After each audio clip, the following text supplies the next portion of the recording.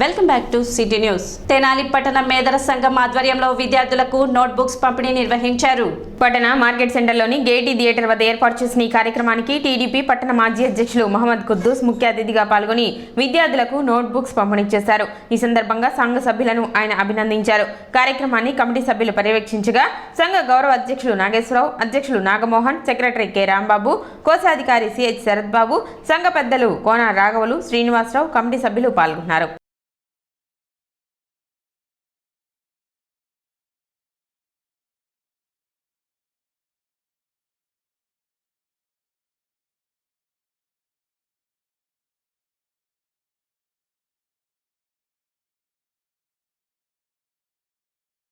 మహేంద్ర సంఘ సోదరులందరూ కలిసి పేద పిల్లలు ఎవరైతే ఉన్నారో వారికి చదువుకోవడానికి సంబంధించిన పుస్తకాలు, పెన్నులు, ఇతర విద్యా సామాగ్రి అని కూడా గత 3 సంవత్సరాల నుండి వారికి ఉన్న ఆర్థిక వెసులుబాటులోనే ఎంతో కొంత తలా కొద్దిగా ఆర్థిక సహకారంతో పిల్లలకి చేదుడు వాదుడుగా వారికి విద్యకు కావాల్సినటువంటి తోడ్పాటు అందిస్తున్నందుకు ప్రత్యేకంగా ఎవరైతే నిర్వాహకులు ఉన్నారో వాళ్ళందరికీ కూడా పేరు పేరున తెలుగుదేశం పార్టీ తరఫున ఆలపాటి రాజేంద్ర ప్రసాద్ గారి తరఫున ధన్యవాదాలు, కృతజ్ఞతలు తెలియజేస్తాం.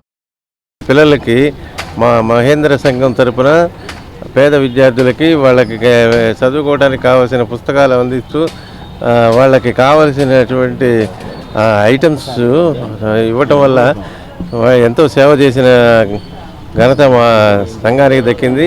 ఇది జరగటం చాలా మంచిది.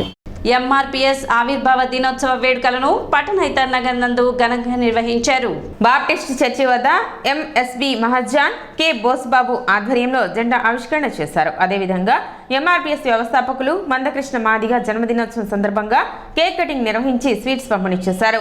ఆయనకు జన్మదిన శుభాకాంక్షలు తెలిపారు. కార్యక్రమంలో తెనాలి పట్టణ ఎంఆర్పీఎస్ నాయకులు Jayaprakash, T Rajagopalarao, S Chandrabose, M Venkaiah, కొమ్మో రూపస్పాల్, Manakonda Rambabu, T Ravi, T Rajesh, K Chiranjeevi తదితరులు పాల్గొన్నారు. 1994 జూలై 7న ప్రారంభించిన ఈదుమూడి గ్రామంలో ప్రారంభించిన ఎంఆర్పీఎస్ 30 సంవత్సరాలు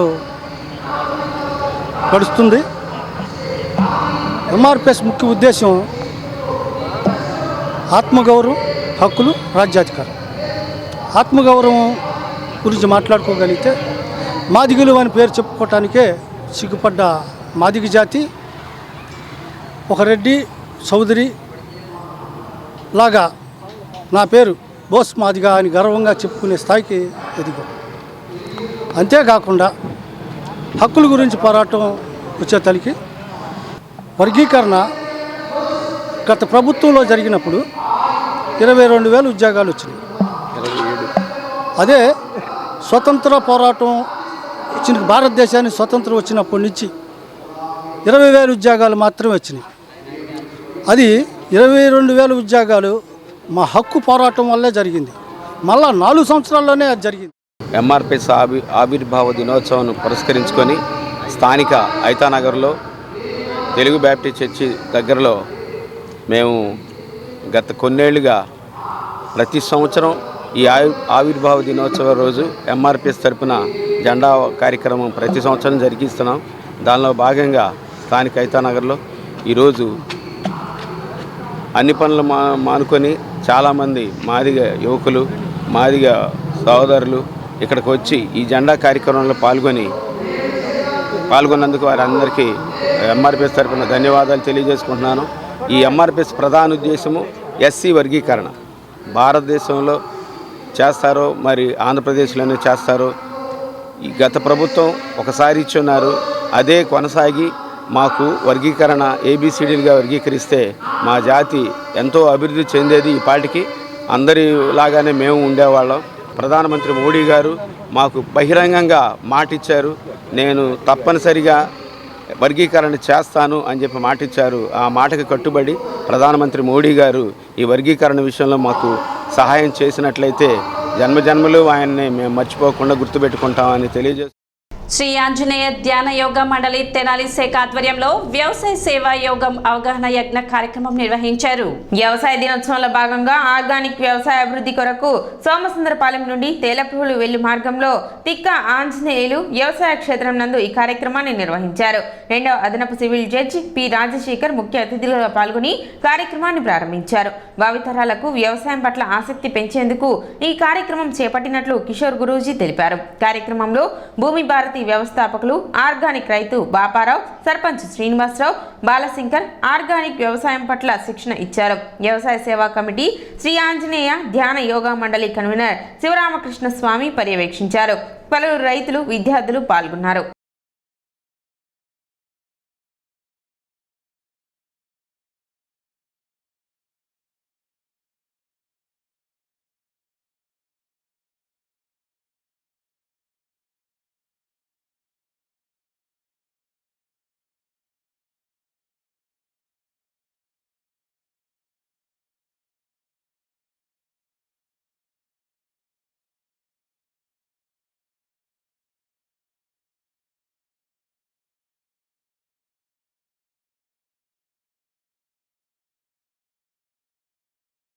అన్నమయం కోశమే దేవుడు, అన్నమే దేవుడు, అన్నమే పరబ్రహ్మ, అక్కడి నుంచే వచ్చింది. మరి ఆ అన్నాన్ని సృష్టించి ఉత్పత్తి చేస్తున్నటువంటి రైతు సంక్షేమం, రైతే లేకపోతే మనం దేవుడి గుడికి వెళ్ళి దండం పెట్టుకోవడానికి, పూజలు చేయడానికి ఏమి ఉండదు అక్కడ. కాబట్టి ఆ రైతు వ్యవసాయం మీద రాబోయే యువతకి అవగాహన కల్పించాలి అన్న ఆలోచన ఇదే వ్యవసాయ సేవాయోగం. ఈ సేవాయోగాన్ని, ఈ అవగాహనని టౌన్లోనే ఎక్కడైనా పెట్టచ్చు. పెడితే కనుక అందరూ జనరల్గా వెళ్ళిపోతారు అంతే. కానీ ఇక్కడికి వచ్చాక ఖచ్చితంగా పొలం పనిలో మేము పాల్గొనడానికి చక్కటి అవకాశం వస్తుంది. ఈ పొలం పనిలో పాల్గొనడం ద్వారా మనం చేసినటువంటి, అంటే మన వృత్తి, వ్యాపార, ఇతర ఉద్యోగాల్లో తెలిసో తెలియకో అందరం పొరపాట్లు చేస్తూ ఉంటాము. ఉద్దేశపూర్వకం లేకపోయినా పొరపాటు జరుగుద్ది. ఆ పొరపాట్లకి వచ్చేటువంటి పాప పరిహారమే కార్మిక కర్షకులకి పాపమే ఉండదు, చాలా స్వల్పమైన పాపం. అది కూడా రైతులకు వచ్చే పాపం అంటండి, శాస్త్రంలో ఏం చెప్పినంటే ఎలుకల్ని చంపడానికి, పక్షులను చంపడానికి మందు పెడతారు కదండి, వాటికి వచ్చే పాపం అంట. ఆ పాపం కూడా మళ్ళీ మనందరికీ ఆహారాన్ని ఇవ్వటం ద్వారా పూర్తిగా తొలగిపోతుంది. అంటే పాపము లేనటువంటి ఏదైతే భగవంతుడి కార్యక్రమం ఉందో అది వ్యవసాయం. వ్యవసాయం తప్ప మరొకటి కానే కాదు. వ్యవసాయాన్ని అభివృద్ధిలోకి తీసుకురావాలి అనే సదుద్దేశంతో మేము ఈ వ్యవసాయ యోగాన్ని లుక్కా ఆంజనేయులు గారి, మా సీనియర్ యోగ సభ్యులు, వారి పంట భూమిలో ఏర్పాటు చేసుకున్నాము. వ్యవసాయం అనేది చక్కగా విత్తనాలు పెట్టుకుంటున్నామండి. ఇప్పుడు విత్తనాలు పెట్టి మందులు కొట్టాలి, దాన్ని వృద్ధిలో తీసుకురావాలంటే ఎరువులు వేయాలి, చక్కన పంటలు పండియాలి. 45 నుంచి 50 బత్తాల వరకు. అది సార్ వ్యవసాయం అంటే ఒక వ్యయం సాయం, అదే వ్యవసాయం.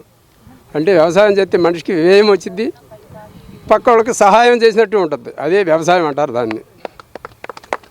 అట్లాగే మనం వ్యవసాయం చేసేటప్పుడు జూన్ నెలలో వచ్చింది, జూన్ నెలలో వచ్చి దుక్కులు శుభ్రంగా దున్నుకుని విత్తనాలు పెట్టుకుని దాని సమపాళ్ళలో ఎరువులు మందులు వేసుకుని పండించుకుని వ్యవసాయం శుభ్రంగా పండియాలి.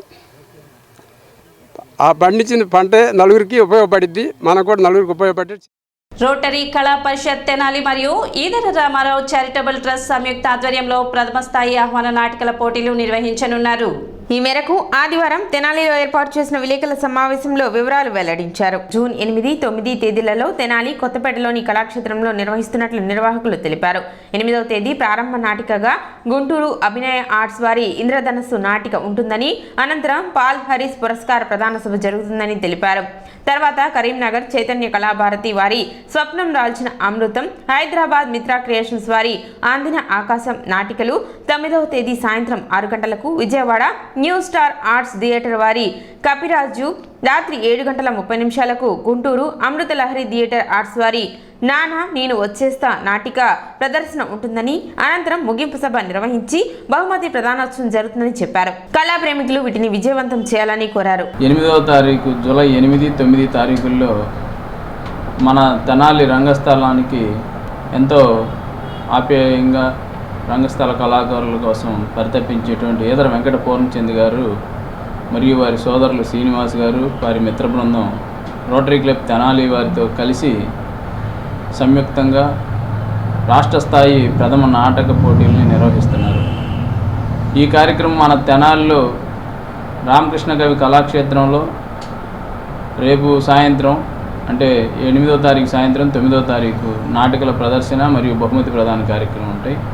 ఈ కార్యక్రమాలకి ముఖ్య అతిథులుగా శ్రీమతి నన్నపనేని రాజకుమారి గారు, ఆలపాటి రాజేంద్ర ప్రసాద్ గారు మరియు రోటరీ క్లబ్ నుంచి district governor elect Shri Ram Prasad గారు మరియు మాజీ గవర్నర్ అన్నే రత్నప్రభాకర్ గారు కూడా హాజరవుతున్నారు.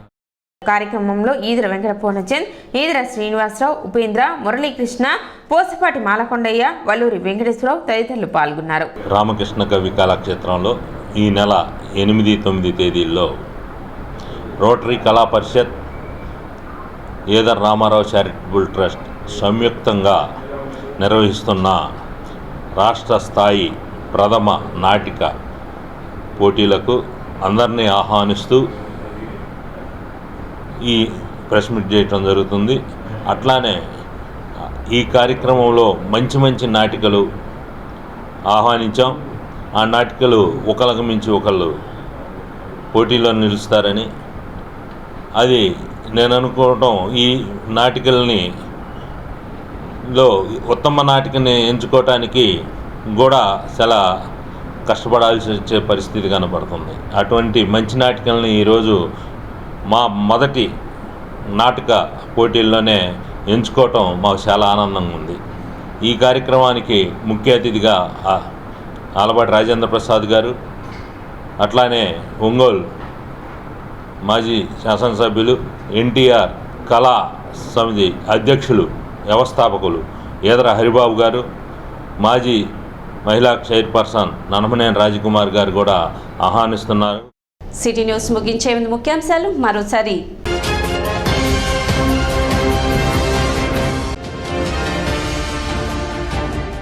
పట్టణంలో ఘనంగా ఎంఆర్పీఎస్ వ్యవస్థాపక దినోత్సవ వేడుకలు.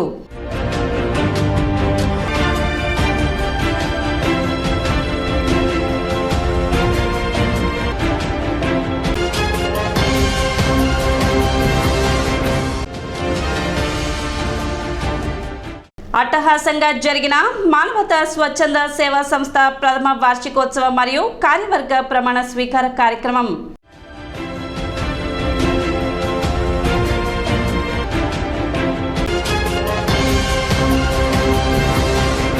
సిటీ న్యూస్ ఇంతటితో సమాప్తం. నమస్కారం.